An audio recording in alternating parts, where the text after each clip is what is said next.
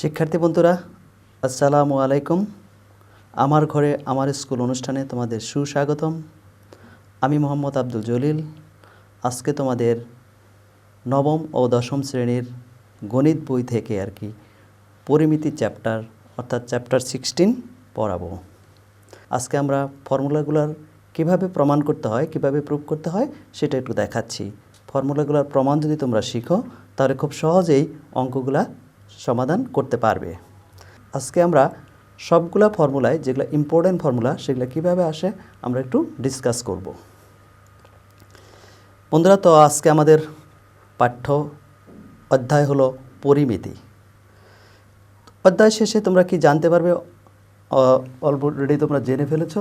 এখানে ত্রিভুজ ক্ষেত্রের ক্ষেত্রফল, চতুর্ভুজের ক্ষেত্রে ক্ষেত্রফল, বহুভুজ ক্ষেত্রের ক্ষেত্রফল তোমরা নির্ণয় করতে পারবে। বৃত্তের পরিধি, বৃত্তাংশের দৈর্ঘ্য, বৃত্তের ক্ষেত্রফল নির্ণয় করতে পারবে। আয়তাকার ঘনবস্তু, ঘনক ও ব্যালনের ক্ষেত্রফল পরিমাপ করতে পারবে এবং এ সম্পর্কিত সমস্যা সমাধান করতে পারবে। সুষম ও যৌগিক ঘনবস্তুর পৃষ্ঠতলের ক্ষেত্রফল নির্ণয় করতে পারবে এবং এ সম্পর্কিত সমস্যার সমাধান করতে পারবে। আমরা প্রথমেই দেখি, আমরা বিভিন্ন রকম ত্রিভুজ সম্পর্কে বর্ণনা করেছিলাম। তো আমরা সমবাহু ত্রিভুজের ফর্মুলাও জেনেছি। সমবাহু ত্রিভুজটা হলো যে ত্রিভুজের তিনটা বাহুই সমান, এটার এরিয়ার ফর্মুলা অর্থাৎ ক্ষেত্রফল হলো √3/4 স্কোয়ার। আমরা একটু দেখছি √3/4 স্কোয়ার ফর্মুলাটা কিভাবে প্রুভ করতে হয়। তা আমরা দেখি সমবাহু ত্রিভুজের ক্ষেত্রফল কিভাবে বের করতে হয়। এর ফর্মুলাটা ছিল ক্ষেত্রফল √3/4 স্কোয়ার। আমরা এখান থেকে ABC একটা সমবাহু ত্রিভুজ যার প্রত্যেকটা সাইড এ ছিল এবং এখানে AD পারপেন্ডিকুলার টু BC আঁকলাম। আমরা জানি যে সমবাহু ত্রিভুজ যদি থাকে সমবাহু ত্রিভুজের পারপেন্ডিকুলার থার্ড সাইডকে বাইসেক্ট করে। তাহলে সেক্ষেত্রে আমরা এখান থেকে বের করতে পারি যে AD স্কোয়ার কী হবে আমাদের AB square minus BD square. এটা আমরা পিথাগোরাস থিওরেম ইউজ করেছি। তো আমরা যদি এখানে মান বসিয়ে দিই, ABর মান কী ছিল A স্কোয়ার এবং BDর মান এটা A/2 তার হোল স্কোয়ার। তাহলে এটা আসতেছে আমাদের A স্কোয়ার মাইনাস A স্কোয়ার/4। আমরা যদি লসাগু করি বা LCM করি তাহলে এটা আসে 3A স্কোয়ার/4। তাহলে ADর মান কত আসতেছে আমাদের? AD হবে √3A স্কোয়ার/4। তার মানে হলো √3A/2। এখন আমাদের ট্রায়াঙ্গেল ABCর ক্ষেত্রফল আমরা যদি বের করি, ABC ট্রায়াঙ্গেলের ক্ষেত্রফল এর মানটা আমাদের কি হচ্ছে? এর মান হবে আমাদের, আমরা ত্রিভুজ ক্ষেত্রের ক্ষেত্রফল কি জানি? Half into base into height. তাহলে সেই ক্ষেত্রে হাফ ইন্টু আমার বেস কত? BC, হাইট ছিল AD। তাহলে হাফ ইন্টু BC বেসের মান ছিল আমাদের কত? A, আর AD এই হাইটটা আমরা বের করলাম √3/2A। এবার যদি আমরা মাল্টিপ্লাই করে দিই, এটার রেজাল্ট আসতেছে √3A স্কোয়ার/4। দেখো ক্ষেত্রফল আসতেছে আমাদের কি √3/4 স্কোয়ার। এটা আমরা যদি অ্যারেঞ্জ করে লিখি √3/4 স্কোয়ার। আমরা দেখলাম সমবাহু ত্রিভুজের ক্ষেত্রফল কিভাবে নির্ণয় করতে হয়। এখন আমরা দেখব সমদ্বিবাহু ত্রিভুজের ক্ষেত্রফল কিভাবে নির্ণয় করতে হয়। সমদ্বিবাহু ত্রিভুজ হলো যে ত্রিভুজের দুইটা বাহু সমান এবং আরেকটা বাহু ভূমি হিসাবে পরিগণিত হয়। সমদ্বিবাহু ত্রিভুজের ক্ষেত্রফল আমরা জানি এটা B/4 √4 square minus B square. যে ত্রিভুজের দুইটা বাহু সমান থাকবে সেই ক্ষেত্রে ত্রিভুজটা কেমন হবে আমরা একটু লিখে নিই। ত্রিভুজটা হবে এরকম হবে। সমদ্বিবাহু ত্রিভুজেও যদি আমরা পারপেন্ডিকুলার ড্র করি তাহলে সেটা কি হবে? এখান থেকে এইটুকুর মান হলো আমাদের কি B। এটা আমরা ট্রায়াঙ্গেলটার নাম দিলাম ABC। এখান থেকে একটা পারপেন্ডিকুলার ড্র করলাম AD। তাহলে সমদ্বিবাহু ত্রিভুজের ক্ষেত্রফল আমরা কি দেখিয়েছিলাম? আমরা ফর্মুলায় দেখেছিলাম সমদ্বিবাহু ত্রিভুজের ক্ষেত্রফল B/4 √4 square minus B square. তাহলে এটা কীভাবে আসে আমরা একটু দেখে নিই। তা একইভাবে আমরা জানি যে যদি সমদ্বিবাহু ত্রিভুজে কোনো লম্ব আঁকা হয় তাহলে এটাকে থার্ড সাইডকে অর্থাৎ তৃতীয় বাহুকে বেসকে দুই ভাগে ভাগ করবে। তাহলে সেই ক্ষেত্রে আমাদের এইটুকুর মান হবে কত? B/2 এটুকুর মান হবে b/2। তো সেই ক্ষেত্রে আমাদের একইভাবে পিথাগোরাস থিওরেম ইউজ করে আমরা কি বের করতে পারি? A D square is equal to হবে A B square minus B D square. দেখো এবির মান কি ছিল? এ স্কোয়ার, আর বিডির মান ছিল আমাদের কি? b/2 whole square. তো এখান থেকে আমাদের আসতেছে A square minus B square by 4। এখানে আমাদের লসাগু হচ্ছে 4 বা এলসিএম হলো 4, তাহলে 4 স্কোয়ার মাইনাস বি স্কোয়ার। সুতরাং এডির মানটা আমাদের কি হবে? √4 square minus B square by 4। আমরা উপরেরটা রুট করতে পারি না, উপরেরটা √4 স্কোয়ার মাইনাস বি স্কোয়ারই থাকছে, আর নিচে আমাদের 4কে রুট করলে 2 আসতেছে। তাহলে একইভাবে আমরা যদি বলি এবিসি ট্রায়াঙ্গেলের ক্ষেত্রফল, তাহলে ট্রায়াঙ্গেল এবিসির ক্ষেত্রফলটা কি হচ্ছে আমাদের? মনে আছে তোমাদের formula? Half into base into height. Half into এখানে আমাদের বেস কত? বিসি, আর হাইটটা হলো এডি। তাহলে এখানে আমাদের ত্রিভুজ এবিসি ত্রিভুজের ক্ষেত্রফল half into base into height. তাহলে হাফ ইন্টু বেস, এখানে বেস আমাদের কি ছিল? বেসকে আমরা কনসিডার করছি বি, আর এডির মানটা আমরা বের করে ফেলেছি। এডির মান হলো √4 square minus B square by 2। এটা যদি আমরা মাল্টিপ্লাই করি তাহলে এখানে আসতেছে কত? b/4 √4 square minus B square.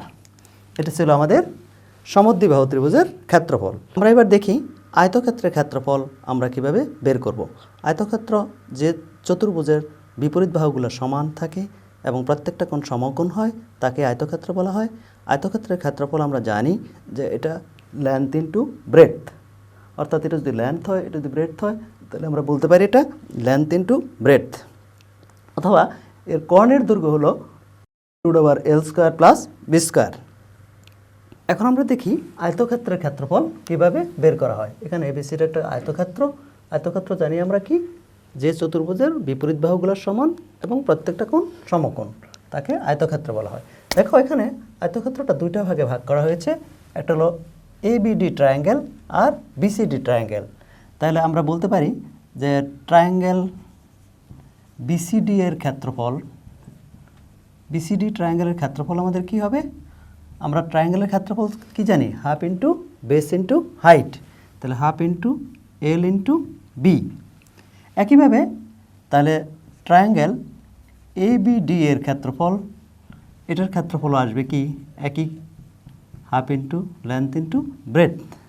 তাহলে triangle B C D plus triangle A B D, এই দুইটা ট্রায়াঙ্গেলের ক্ষেত্রফল হবে half into L into B plus half into L into B. আমরা যদি এখানে হাফ কমন নেই তাহলে কি থাকতেছে? L into B plus L into B.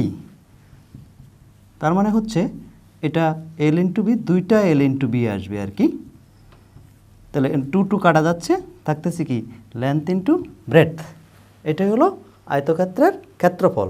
একইভাবে আমরা বর্গক্ষেত্রের ক্ষেত্রফলও নির্ণয় করতে পারবো। বর্গক্ষেত্রের ক্ষেত্রফলের ক্ষেত্রে শুধু লেন্থের জায়গায় ওখানে এ দিবে আর ব্রেডথের জায়গায়ও এ দিবে, তাহলে আমরা বর্গক্ষেত্রের ক্ষেত্রফল বের করতে পারবো। আমরা এখন দেখি বর্গক্ষেত্রের ক্ষেত্রফল কীভাবে বের করা হয়। বর্গক্ষেত্রের ক্ষেত্রফল হলো বর্গক্ষেত্রের 4টা বাহু সমান থাকে এবং প্রত্যেকটা কোণ সমকোণ থাকে। এটার ক্ষেত্রফল হলো এ ইন্টু এ, অর্থাৎ এ স্কোয়ার হয়, এবং এর কর্ণের দৈর্ঘ্য হলো √2a। আমরা এখন দেখি সামান্তরিক ক্ষেত্রের ক্ষেত্রফল কিভাবে বের করতে হয়। সামান্তরিক ক্ষেত্রের ক্ষেত্রফল হলো আমাদের বেস ইন্টু হাইট। সামান্তরিক হলো যে চতুর্ভুজের বিপরীত বাহুগুলো পরস্পর সমান এবং সমান্তরাল থাকে, তাকে সামান্তরিক ক্ষেত্র বলা হয়। এর ক্ষেত্রফল হলো বেস ইন্টু হাইট অথবা half into product of diagonals, অর্থাৎ half into d1 into d2, এটা আমরা বলতে পারি। আমাদের সামান্তরিকের আমাদের কর্ণ যে আছে, এই কর্ণটা সামান্তরিককে দুইটা সমান ত্রিভুজে বিভক্ত করে। আমরা যদি এটা সামান্তরিক হয়, এবিসিডি সামান্তরিক মনে করছি, এখান থেকে আমাদের একটা পারপেন্ডিকুলার যদি আমরা ড্র করি, মনে করো এটা একটা পারপেন্ডিকুলার ড্র করেছি, এটার মান আমাদের এটা 90 ডিগ্রি ধরে নিচ্ছি, তাহলে সেই ক্ষেত্রে এটাকে হাইট বলবো আমরা। দ্য ট্রায়াঙ্গেল এবিডির ক্ষেত্রফল, ট্রায়াঙ্গেল এবিডির যেটা আছে এবিডি ট্রায়াঙ্গেলের ক্ষেত্রফল কি হবে, হাফ ইন্টু, এটাকে আমরা বেস বলা হবে আর এটাকে হাইট বলবো। আমাদের ট্রায়াঙ্গেল এবিডি যদি আমরা কনসিডার করি তাহলে এর ক্ষেত্রফল হতেছে half into base into height. একইভাবে ট্রায়াঙ্গেল বিসিডির ক্ষেত্রফল যেটা আসবে সেটাও হবে কি আমাদের half into base into height. দুইটা ট্রায়াঙ্গেলই একই আর কি, তাহলে এই দুইটা মিলে আমাদের কি হচ্ছে, সামান্তরিক ক্ষেত্র এবিসিডি হচ্ছে। তাহলে এবিসিডি সামান্তরিকের ক্ষেত্রফল হবে আমাদের কত, এবিসিডি যদি সামান্তরিক কথা চিন্তা করি তাহলে এবিসিডি সামান্তরিকের ক্ষেত্র হবে, দুইটা ট্রায়াঙ্গেল একই আছে, 2 into half into base into height, এই 2 কাটা যাচ্ছে, এটা আসতেছে আমাদের বেস ইন্টু হাইট। তাহলে সামান্তরিক ক্ষেত্রের ক্ষেত্রফল হবে আমাদের কি, বেস ইন্টু হাইট। অথবা এটা প্রোডাক্ট অফ ডায়াগোনালস বা কর্ণদ্বয়ের গুণফল দিয়েও পরিমাপ করা যায়। এখন আমরা দেখি বৃত্তাংশ বা বৃত্তকলার ক্ষেত্রফল কিভাবে বের করতে হয়। বৃত্তাংশ বৃত্তের যে কোনো একটা অংশ যেটা থাকে আর কি, যেমন এটা একটা অংশ আছে, এই অংশটার ক্ষেত্রফল আমরা কিভাবে বের করব। বৃত্তাংশের ক্ষেত্রফলের ফর্মুলা আমরা ইতিমধ্যে জেনেছি যে পাই আর থিটা বাই 180 হলো বৃত্তাংশের দৈর্ঘ্য, অর্থাৎ এটা এস দ্বারা ডিনোট করা হয়, s is equal to pi r theta by 180, এবং বৃত্তাংশের ক্ষেত্রফল হলো pi r square theta divided by 360। আমরা এখন এটার প্রমাণটা একটু দেখছি। আমরা বৃত্তাংশটা একটু দেখে নিই। মনে করো এটা একটা সার্কেল আছে, এই সার্কেলের সেন্টার হলো ও, এটাকে বলা হয় বৃত্তকলা, এটাকে থিটা ধরলাম, এটা হলো ই, আর অর্থাৎ রেডিয়াস। তাহলে যখন তুমি বৃত্তাংশের দৈর্ঘ্য বের করবে তখন আমরা একটা সূত্র জানি আর কি, যে বৃত্তাংশ দৈর্ঘ্য আর কি, যে কেন্দ্রে যে কোণ উৎপন্ন করবে তার সমানুপাত হয়। তাহলে আমরা বলতে পারি যে এই বৃত্তের পরিধি ডিভাইডেড বাই বৃত্তের পরিধির কেন্দ্রে কত ডিগ্রি কোণ উৎপন্ন করতেছে, সেন্টারে কোণ উৎপন্ন করবে 360 ডিগ্রি, ইজ ইকুয়াল টু বৃত্তাংশের দৈর্ঘ্য, বৃত্তাংশের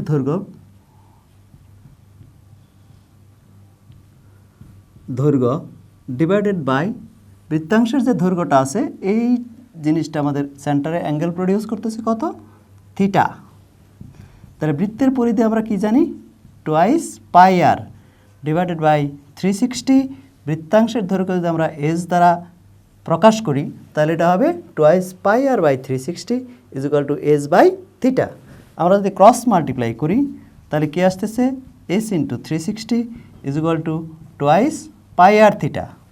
তাহলে এখান থেকে আমরা বলতে পারি s is equal to twice pi r theta by 360। এটা ইউজ করে তোমরা অঙ্ক করতে পারবে, অথবা তুমি যদি কাটাকাটি করো তাহলে এটার মান কত আসতেছে, পাই আর থিটা বাই 360। কাটাকাটি না করেও 180, কাটাকাটি না করেও এই ফর্মুলা ইউজ করেও তোমরা অঙ্কটা করতে পারবে। এটা হলো বৃত্তাংশের দৈর্ঘ্য। আবার যখন তুমি বৃত্তকলার ক্ষেত্রফল বের করবে একইভাবে আমরা লিখতে পারবো। আমি রাফ করে দিচ্ছি। যখন তুমি এটুকুর এরিয়া বের করবা আর কি, অর্থাৎ বৃত্তকলা এটুকুর আমরা এরিয়া বের করব।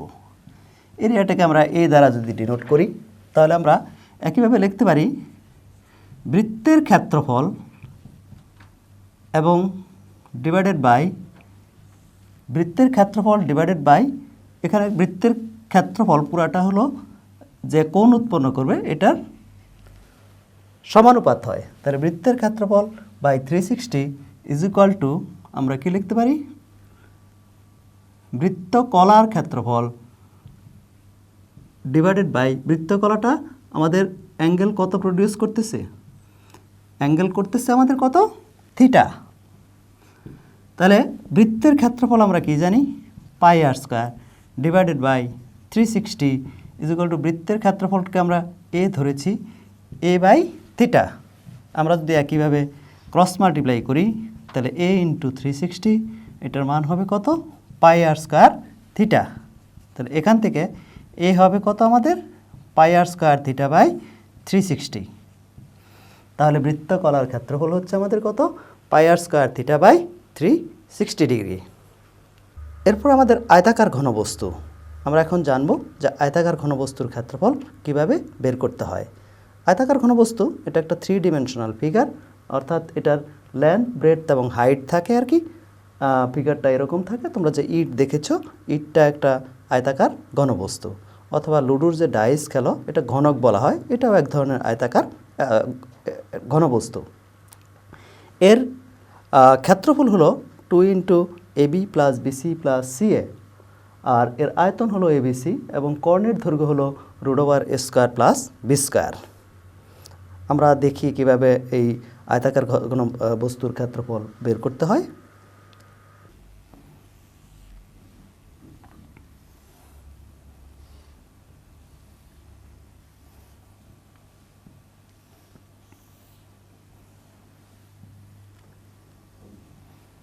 এটা ছিল আমাদের লেন্থ, এটা ব্রেডথ, আর এটা ছিল হাইট।